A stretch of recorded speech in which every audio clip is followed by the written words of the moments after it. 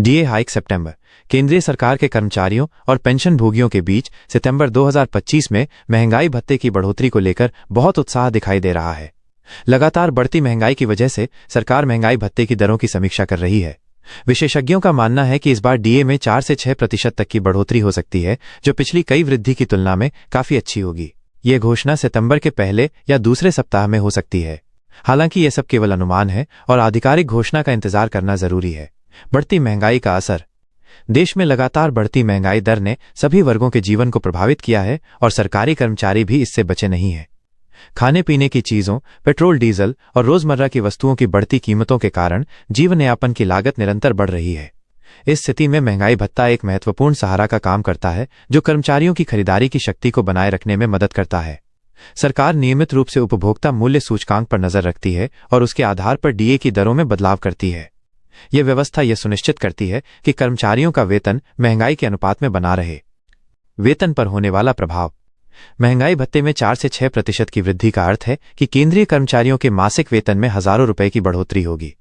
DA की वृद्धि का प्रभाव केवल मूल वेतन पर ही नहीं, बल्कि एचआरए, यात्रा भत्ता और अन्य भत्तों पर भी पड़ेगा। ये सभी भत्ते मूल वेतन के प्रतिशत के आधार पर तय किए जाते हैं। ग्रेड पे के आधार पर विभिन्न स्तर के कर्मचारियों को अलग अलग मात्रा में फायदा होगा। उच्च पदों पर कार्यरत अधिकारियों को अधिक राशि मिलेगी, जबकि निचले स्तर के कर्मचारियों को भी उनके वेतन के अनुपात में उचित लाभ मिलेगा। ये वृद्धि कर्मचारियों के जीवन स्तर में सुधार लाने में सहायक होगी। पेंशन भोगियों के लिए खास राहत।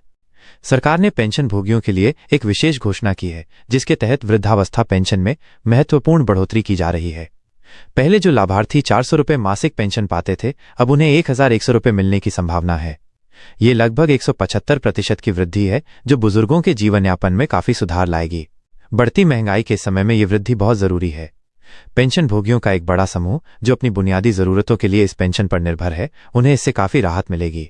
आर्थिक नीति में संतुलन बनाना।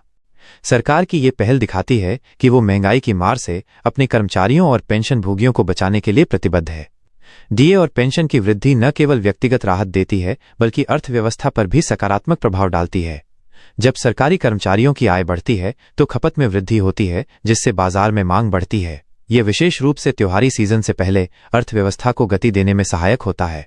हालांकि सरकार को यह भी ध्यान रखना होता है कि ज्यादा वेतन वृद्धि से राजकोषीय घाटा न बढ़े, इसलिए डीए की वृद्धि हमेशा एक संतुलित फैसला होता है। कार्यान्वयन की प्रक्रिया।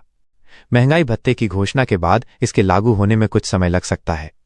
आमतौर पर डीए की वृद्धि पूर्व प्रभाव से लागू होती है, जिसका मतलब है कि कर्मचारियों को पिछले महीनों का बकाया भी मिल सकता है। पेरोल सिस्टम में बदलाव, बकाया की गणना और भुगतान प्रक्रिया में कुछ सप्ताह का समय लग सकता है। विभिन्न विभागों के कर्मचारियों को अलग अलग समय पर भुगतान मिल सकता है। कर्मचारियों को अपने वेतन पर्ची की जांच करते रहना चाहिए और किसी भी गलती की स्थिति में संबंधित अधिकारी से संपर्क करना चाहिए। राज्य सरकारों पर प्रभाव। केंद्र सरकार द्वारा डीए वृद्धि की घोषणा का प्रभाव राज्य सरकारों पर भी पड़ता है। अधिकांश राज्य सरकारें केंद्र की नीति का पालन करती हैं और अपने कर्मचारियों के लिए भी समान वृद्धि की घोषणा करती हैं। यह सुनिश्चित करता है कि केंद्रीय और राज्य कर्मचारियों के बीच वेतन संरचना में संतुलन बना रहे। हालांकि कुछ राज्यों में वित्तीय हालात के आधार पर वृद्धि की मात्रा या समय में अंतर हो सकता है। राज्य सरकारों को अपने बजट में इस अतिरिक्त खर्च का प्रावधान करना होता है और ये निर्णय कई राज्यों के लिए वित्तीय चुनौती भी हो सकती है। भविष्य की वित्तीय योजना। डीए वृद्धि से मिलने वाली अतिरिक्त आय का सही उपयोग करना कर्मचारियों के लिए महत्वपूर्ण है। इस राशि को केवल तुरंत के खर्चों में न लगाकर भविष्य की वित्तीय सुरक्षा के लिए भी उपयोग करना चाहिए। एसआईपी, पीपीएफ, एनएससी जैसे निवेश विकल्पों में अतिरिक्त राशि लगाना समझदारी है। बच्चों की शिक्षा के लिए अलग से फंड बनाना भी एक अच्छा विकल्प है।